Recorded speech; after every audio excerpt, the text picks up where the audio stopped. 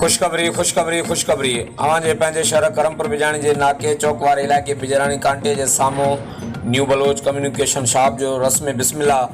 दुआ सां इफ्तिताह कयो वियो आहे, जिते जीएस कैश ईज़ी पैसा समेत हर मोबाइल कंपनी जो ईज़ी लोड ऐं मोबाइल लोड कयो वेंदो ऐं हर मोबाइल कंपनी जी गुम थियल सिम बि कढी वेंदी ऐं नई सिम मुनासिब रेट ते दस्तयाब आहे।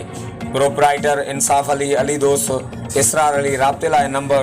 0316 34 88 686 0333 46 605 0307